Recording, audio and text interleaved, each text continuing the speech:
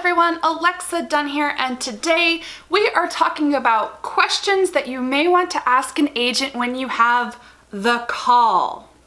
Now on this channel, I've already talked about finding literary agents, how to spot good ones, what happens when you get an offer, and in that video I mentioned that you ask questions on your call, and I promised I would tell you the questions that I think you should ask, or at least give you a broad overview of questions you might want to ask and why, and the time has come finally. So the way I like to do it is divide up questions by topic or theme. This is what I did before I had my call with my agent, and what I essentially did when I started querying was I did my research and I looked up questions. I pulled the ones I liked from a few different sources, so you're basically getting that list that I used, and I divided them up by topic. I stuck them in a Google Doc so that just in case good things happened, I had those questions handy and ready, and I'd reviewed them more than once, so I felt kind of ready to hit the ground running. Now, the thing I'll tell you up front is that when you get on a call with an agent, very often the agent is going to cover a ton of these topics and questions without you even having to ask. They're kind of par for the course, but this questions list is there for you to kind of track to make sure they are covering the information you probably want to know, and then so you can pull out questions that they didn't cover. Generally, an agent is going to call you and kind of give you the spiel. They'll tell you why they love your book. They'll very often tell you their editorial plan, their submission plan, without you having to ask. But then they're going to ask you the big question. It's the one you also always get in interviews, which is, do you have any questions for me? And just like in an interview, you want to sound smart and prepared and have some questions ready. So that is what this is for. So let's dive right in. And I should say, I'm gonna have all of these questions listed out on a blog post on my website, which I will link to down below. Easy and handy for you to have as a resource. So the first topic is about your book. Again, the agent's probably going to cover these, but I'm just gonna run through some of the questions you may need to ask them. Do you have imprints and editors in mind? This is essentially a submission question. Like, do they already have a vision for who to send your book to? Now, many of you aren't quite as intense as I am when it comes to knowing imprints and editors, and when they give you an answer, it might sound like gobbledygook to you. But I still think it's good to ask and take notes on, because then you can ask someone who knows more than you do, or even do your own research, to get a sense that this agent has a real plan. That they're not just naming one or two imprints, especially famous ones, that they're naming imprints and especially editors, if you do know editors, that actually are a good fit for your book. And if you're in an author mentoring program such as Author Mentor Match, I'm the very person you can go to say, hey, the agent on the call said these imprints and these editors, and then I'll analyze it for you. I really enjoy doing that. The next question is, where do you see this book fitting into the market? Now, you might not always understand the answer, but ask it, because it's really interesting to hear what the agent thinks and feels about the book, how they think it will do, how they think it will sell. I mean, they're offering for a reason, because they do think it will sell, but I always think it's interesting to have them talk a bit about how they think the book fits in right now and why. The next question is, how close to submission ready do you feel the book is? This is a really important question, because you need to know what's their editorial plan for this book, and wrapped up in that is, are they an editorial agent, which is one of the further questions. But again, they'll probably tell you this without you having to ask, but it's good to ask. Does the agent think that you need to work on this book for 6 months to a year and then you go on submission? Does the agent think it's one quick revision round and then you go out? You need to have an idea of how much of essentially a fixer-upper the agent feels it is. And if you do talk to multiple agents, you may get varying answers. Some agents may say, I want to go out with this right away. Others may say, I want to do a couple of revision rounds. And then it's a matter of kind of listening to their editorial vision and see what you vibe with. It's not always good to go on submission right away, and it's not always good to have an agent who's going to really drag out revision. You kind of have to play it by ear on a case-by-case basis. And the next question is tied to this. You can, don't have to ask every single question. You can ask the ones that feel appropriate to the call. So the next variation on this is, what is your timeline for submission? When do you hope to go on submission with this? That's another way to kind of gauge. Let's say you're signing in June and they say, I would want to go on submission in September. This is essentially to give you realistic expectations of what the next steps are and what this agent has in mind for you, your book, and your career. The next question is, what edits do you want me to make this submission ready? This is when you're going to get their specific editorial vision. I'm going to tell you some agents are going to hold back on giving you the minute specifics of their editorial plan. They might be more kind of overarching and vague. This is because some agents hold back in case you're in a multiple offer situation. They don't want to give you their brilliant editorial ideas, then have you sign with someone else. It'll kind of vary, but you should have an agent tell you overall, what do they actually want you to fix in the book? What do they want you to edit? And I do think that authors are owed a pretty accurate picture of what they actually want you to do. So this is a good question to ask. And related to this, you want to ask, how many revision rounds do you envision us doing before submission? Answers, of course, are going to vary. Many agents will hedge and say, well, that depends on you, which is generally true, but it's still a good question to ask. And the next topic is editorial process. Now, this is relevant not only to the book that you're signing with them for, but subsequent projects, which is also a topic list for questions. But jumping into editorial process, the first question is, are you an editorial agent? So there are editorial agents and there are non-editorial agents, and then there are agents who kind of fit in the middle, usually ones who say they're editorial, but they're not intensely editorial.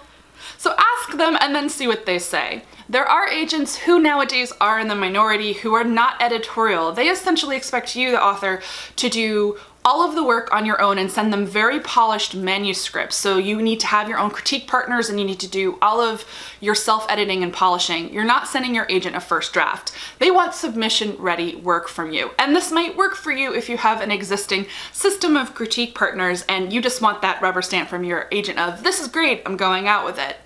Other agents, of course, are editorial. They're going to do deep editorial work with you. They'll read the book. They'll give you an edit letter. They might do line edits for you. They'll essentially do what an editor does before you send it out on submission. And so you want to ask them, what does editorial mean to you? And in what ways are you editorial? You want to ask, do you do line edits and copy edits? These are the levels of editorial. I will say that an agent who won't do line edits or copy edits, I don't think should be a deal breaker. I think it's a gravy bonus to have an agent who's going to do that level of editorial work. What I think you really need is an agent who has a strong sense of developmental edits, which is helping you to guide the project in a better direction. You want to ask, how long is your average turnaround for reading and notes? I think this is a very important question because it's an essential part of your working relationship. Is it going to bother you if you have to wait 6 months for notes from an agent? Some of them will be honest if they do take a long time, others won't, which is why it's important to talk to clients, which is another question to ask later.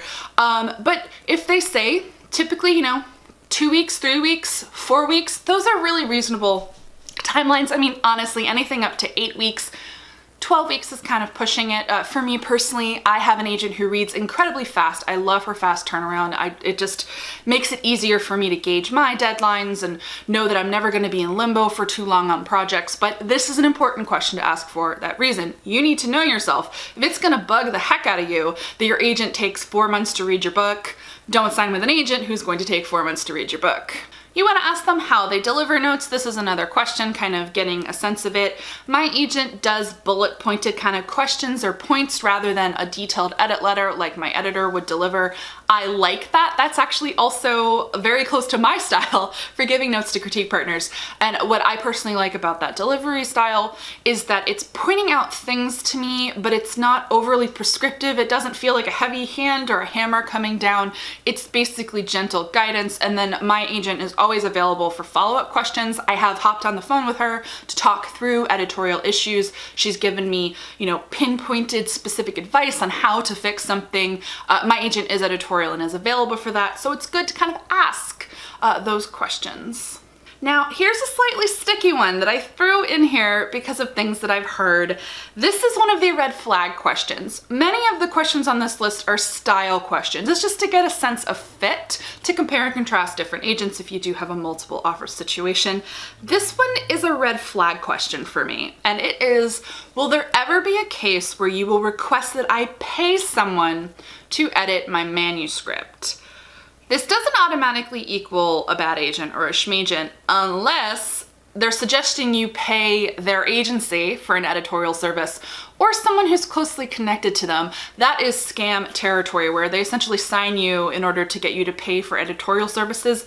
But I have heard of agents who honestly are more or less legit. I don't think they're bad agents, but I have heard of this happening where a client's manuscript was in such a state that they couldn't tackle it. And part of that is on the client, I suppose, but meaning I find it slightly appalling that an agent would suggest that you hire a freelance editor to edit your manuscript. So I think this is a very interesting question to ask to see what they say, because they should give you an emphatic no. And if they give you a depends or maybe, I might question it. The next one is also slightly sticky, but a little trickier because I'm not entirely certain agents are going to be completely honest about this, because it is kind of a case-by-case thing, but I still think it's important to ask. And it is, who decides when the manuscript is ready to go on submission? You or me? The reason I think this is an important question is there are agents who hold manuscripts hostage before going on submission, meaning they will make their clients do endless rounds of revisions, multiple rounds of revisions, until it's exactly the way the agent wants it, until it meets their vision or until it's perfect. And in some cases, agents who do this, well, they nail it. I know of a few people, not gonna name names, who do a lot of revisions with their clients, but then they have these amazing manuscripts and they sell incredibly well. That's an agent to trust in this situation. But I also know of plenty of cases where agents, especially less sure agents, newer agents, will use endless rounds of revision. I'm talking clients who have to revise for over a year, which is bonkers to me, because the agent is gun shy. They want to send a perfect manuscript out and they sit on it and they make their client revise over and over again. It can stress out the client, it can strain the relationship, and sometimes if the agent waits long enough to send a manuscript out, the market shifts, things move, and then you have a DOA manuscript. I am personally very wary of agents who are super prescriptive about when the book is ready, that they won't listen to a client who is saying, this is as much as I can do on this. I feel very strongly about this. I want to go on submission. All right, the next topic theme is the submission process. So the first question is, will you share editor info with me, imprints and or editor names? This is a very important question to ask. This is one of my must asks, and that is because this is a style thing and it is a fit thing. There are two schools of thought in agenting when it comes to submission, and neither of them is right or wrong. One school of thought is total transparency. Your agent is going to share the imprints and the editor list with you when you go on submission. The other school of thought is semi-transparency for sound professional reasons, and that is they might only give you the imprints, no editor names. Now, usually the reasoning for this, the agents I know who do this, agents that I really like and I really respect, it's so that their clients don't drive themselves insane Googling the editors, following them on Twitter, twisting themselves into pretzels, like if they see a sale for that editor. And also in some extreme cases, there have been rogue authors who have stalked an editor, contacted an editor. It can get very messy. So agents do this kind of as a protective thing, but it's 100% a style thing. So this is a matter of knowing yourself as an author and a human and what is and isn't going to work for you or bother you. I personally need total transparency. I get very twitchy when I don't have all the data in a thing. I want to know as much as humanly possible. And you know, my agent gives me as much information as I want about everything. I think sometimes she takes a deep sigh because she's like, Alexa, do you really need to know that? I'm like, it calms me. And it does. That actually calms my anxiety to know more.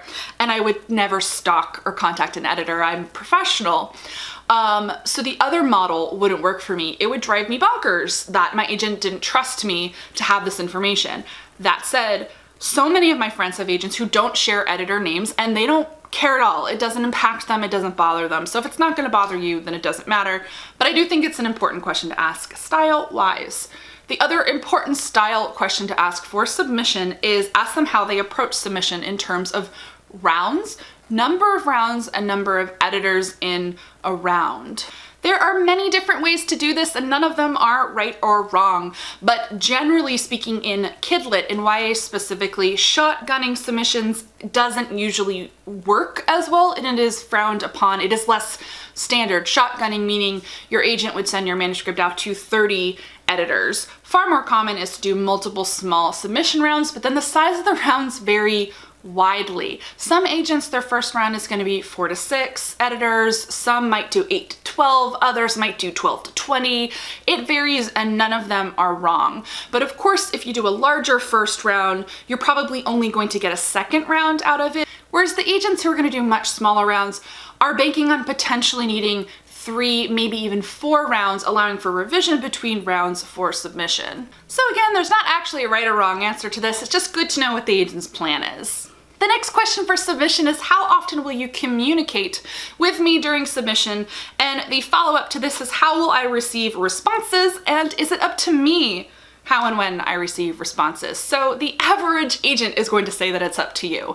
And this is to mean that you can say, I want to see all responses as they come in, or you can say, I only want you to send me updates on Fridays so you can prepare for rejections, or you can say, I don't want to hear any responses unless it's an offer, so meaning they won't share your rejections with you. It's totally up to you, and you can also say, regardless of whether you've heard from someone, let's check in every 2 weeks. That's what I did with my agent. I also asked her to send me everything. Generally, it should be up to you, but you know what? Some agents might have a tried and true process that they feel works best, so ask them what their process is when it comes to responses. And also just generally a pro tip, when they are talking about submission, you should be hearing from them things like, oh, I send it out and then I follow up after 3 or 4 weeks and then I nudge every 2 to 3, 4 weeks. You want to hear that they have a process, that they do know that they should be nudging editors and so on, because that is standard. A place where you can get into trouble with some agents, especially schmagents, is that they don't do proper follow-ups on submission. It's not so much a question you can really poke and prod at on a call, but you want to hear them say all the right things about submission when you are talking to them. The next topic is communication. Personally, I think communication is key and one of the most important things in an agent relationship, and honestly, I think if an agent isn't good at communication and communicating with you often and well, I think they're a bad agent. But regardless, you're gonna ask these questions and see what the answers are. Though again, I think this is an area where the agents who are very good at communication and respond quickly will be honest with you, and agents who aren't probably aren't going to be honest with you on the call. So again, why you want to talk to clients. So, communication.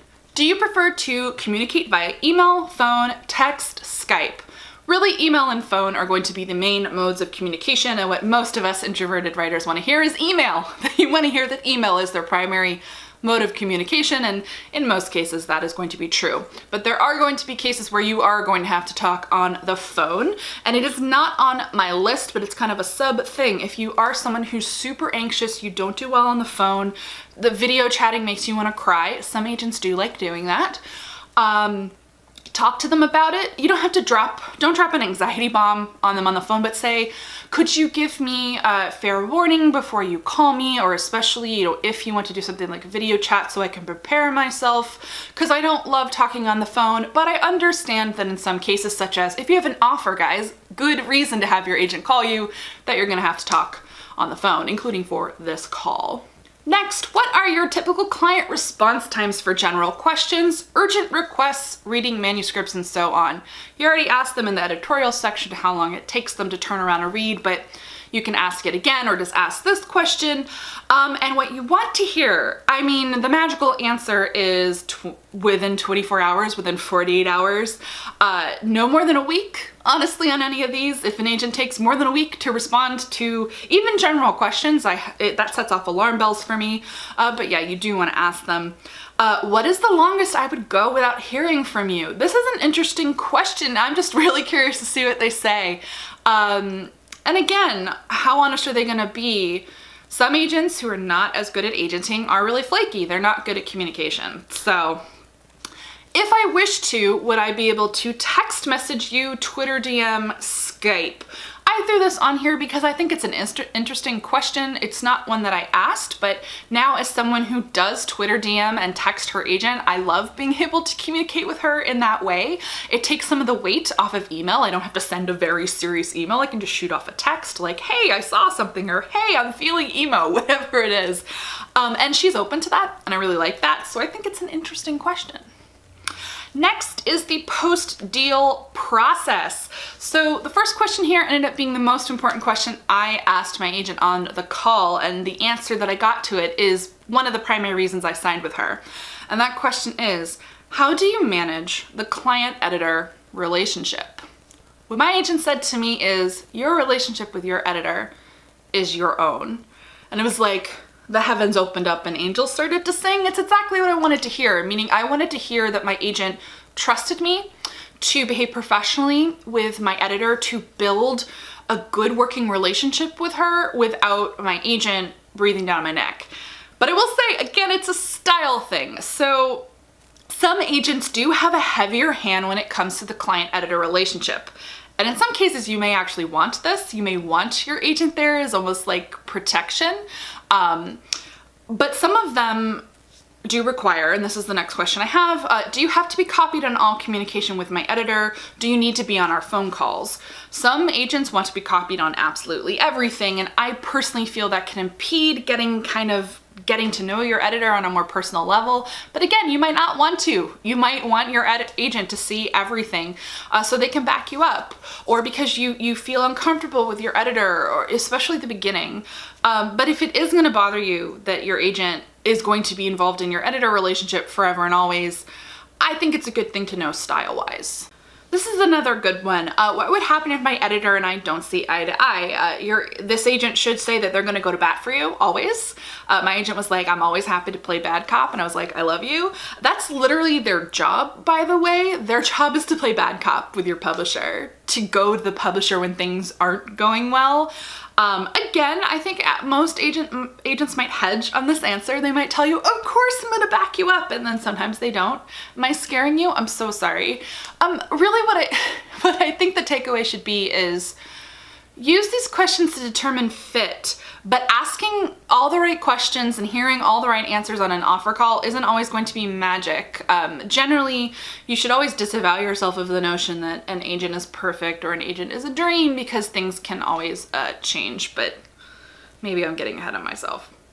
So the final question here is, how involved are you or the agency in marketing and publicity? This is a weird little question. Most agencies don't do marketing and publicity for their clients, but some do. So it could be an interesting question to ask. It could also be interesting to ask in the sense of like, is your agent willing to push the marketing and publicity department of your publisher to do more for you? It's interesting. The next topic is subsequent projects. So you should ask them, at what point do you want to see new project ideas? Do you want to see a pitch, a synopsis, a partial, a full? You want to get a sense of how you're going to work on the next book and subsequent books with your agent. And that kind of helps you set expectations. And also, again, it's fit. If they say, I only want to see full manuscripts, and that sets your heart pumping and going mad because you're like, but what if you don't like the full manuscript? You might want to have an agent who's willing to look at your pitch and your synopsis. I'd say most are, honestly.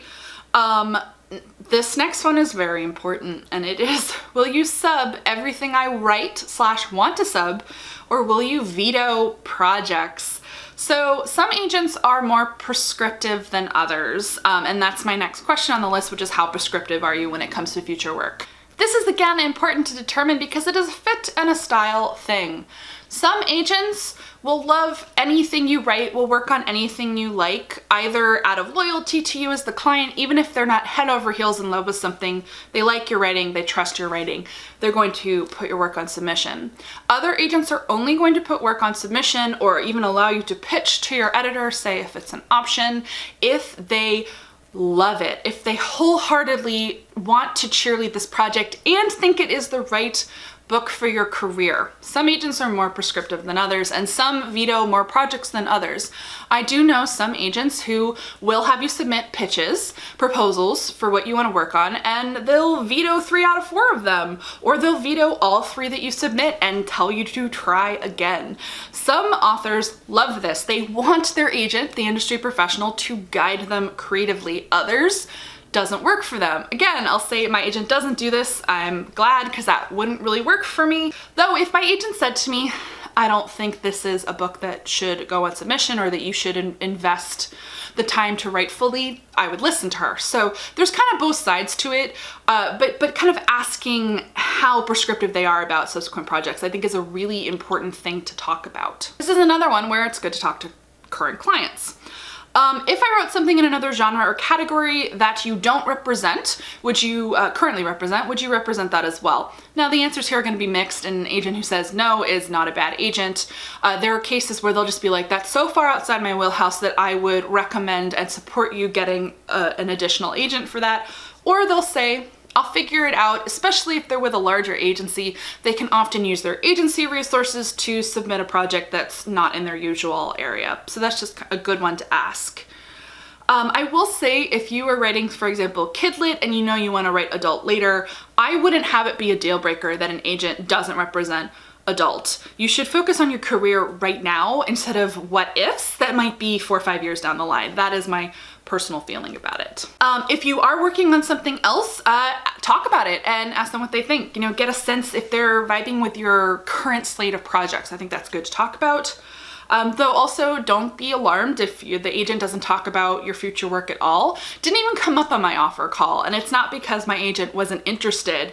The matter at hand was just, I love this book, we're gonna sell this book, and because my agent is a career agent and she rolls with the punches, she didn't press me about what I was working on, because in her mind it was like, yeah, I like her writing, I'll go with it, which I like.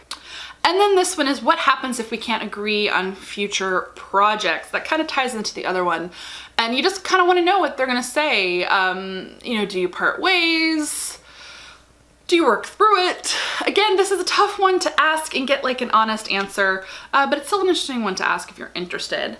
The next theme is subrights. This is very important and not everyone knows to ask about them. So the first question is, are subrights, foreign film, audio, etc., you don't have to say that to them, that's for your edification, managed in-house or are they outsourced? If it's in-house, they'll tell you, oh, this agent in the agency does it, or I am the agent in the agency who does it. If they outsource, they should tell you to whom. They should talk about the co-agents that they work with or other agencies that they work with. And this of course becomes a matter of how important are subrights to you, especially foreign. Some agencies aren't as strong at foreign sales, and you can usually figure this out by looking at their sales. And it's not always a deal breaker. I'll tell you, some books just don't do well in foreign markets, and you shouldn't fuss over the fact that an agency isn't super strong in foreign, because you want a US book deal, and if they can get you a really good US book deal, it doesn't really matter. But knowing how they're handled, I do think is very important. Ask, does anyone from the agency attend Frankfurt or Bologna? These are the huge international book fairs where a lot of foreign deals are done. If not, does the agency produce a catalog for the fairs that is sent along with a foreign agency partner? It's just good to know if you as a client will be represented at these major international book fairs. If subrights are managed by another agent, how involved are you in the process? Also, I think a good question. And what are commission percentages for subrights? They are higher at some agencies than others. Standard, you want to see something that's 20, maybe 25%, but if it's 30%, that would raise my eyebrow. But it does happen. Miscellaneous questions to ask. Have you ever asked a client to delete something from social media? This is an interesting one I added because I know that some agents are more prescriptive about their clients' social media than others. I think it's a very interesting question to ask. And again, you as the author, does this bother you? If you aren't particularly big and bold on social media, it's not even really an issue. And or maybe you want your agent to guide you and tell you when you've tweeted or Instagrammed or whatever something really dumb. You might like that. Others of us don't want their agent meddling in their social media. It varies. Agents who are more kind of pushy when it comes to social media. It kind of falls into the publicity area for me, almost like they're your publicity manager. And again, you might actually want that. So it just depends. Under what circumstances would you part ways with a client? I just think this is a very interesting question, because you want to hear what pushes their buttons. Is it a client who's rude? Is it a client who doesn't listen to editorial guidance? Is it a client who writes too many books that the agent doesn't like? I just think it's a very interesting one to ask. And if the agent is a newer agent, I have a question here to ask them about their contract experience and or who manages contracts in-house. Something I've seen with a lot of newer agents who kind of bleed into schmagent territory is they are really shitty at contracts, to be honest. I can tell just from seeing them on social media or looking at their agency that they're not strong with contracts and contract negotiation. I think this is an interesting question to ask if you're brave enough to ask it, to get a sense of how good they are at negotiating contracts, negotiating your offers, because it's not just about selling a book, it's about selling your book well. But that is a sticky one, I will say, to ask, but I did put it on here. And the final misc is asked to speak to a client who has sold and a client who hasn't sold. So asking agents to speak to current clients. First of all, they should say yes. They should readily say yes. And if they say no, it's a problem. It's a red flag. But also, this is optional, totally up to you. To be perfectly frank, I never did this. With my first agent, I was her first YA client, so there was no point in asking to speak to other clients. And for my current agent, I wasn't going to bother Kira Cass. I thought that I had enough information to make an informed decision, that I didn't need to bother poor Kira Cass, so I didn't. But that said, I have so many friends who have done this and they felt that talking to clients was invaluable, so this is a good one to ask. And I have been that client for my agent. I have been the referral client, and I really enjoy talking to potential clients about my agent and kind of weighing the pros and cons with them. So that is something that you can ask for. And then I have an agency misc question, so miscellaneous questions about the agency specifically. Is the contract on a book-by-book basis or a career basis? They vary, and I will say that just because the contract is for just one book doesn't mean that they're not a career agent, but that's just for your own knowledge of kind of how the agency does their contracts. And then you want to ask, may I have a blank copy of your agency agreement to look over? If you're not well versed in what's agency standard, again, you want to talk to authors who are more experienced. If you're in an author mentoring program like Author Mentor Match, I'm always happy to look at a contract. There are contract clauses to look out for that are worth doing in a separate video, because I don't want to make this any longer than it already is. It's very long. But you want to look over it and see what you would be signing. Will I ever work with an assistant or interns? And if so, under what circumstances? I think this is a very important question to ask, because you have a right to know. If you are one client among 50 or more, and an assistant is going to be doing a lot of work with you, including editorial work, you deserve to know that you are not going to be working 100% one-on-one with your agent. And you deserve to know if your agent has a really small list and they're very almost boutique-y, even if they're at a large agency, and you will be working one-on-one with them and will never be working with an assistant. I think that this is important to know, and it can factor into your decision if you have multiple offers. So, and it's not a deal breaker to work with assistant. I have friends who adore the agency assistants, like adore them, and they give really great notes. I still think it's good for a client to know. And finally, what happens to me if you move agencies or leave agenting? This is just good to know because it lets you know kind of what mechanisms are set up in place. If you move agencies, like, will they take you with them? And are they allowed to take you with them? Because it depends on the agency. In most cases, they are allowed to take you with them. Or if they leave agenting, you know, would you stay with the agency? Would someone else at the agency take you on, or would you be without an agent? This is kind of a worst case scenario question, but it's good to ask just in case. That's it for my many, many questions. And as I mentioned, I will link down below to a blog post that has all of these there as a handy cheat guide for you.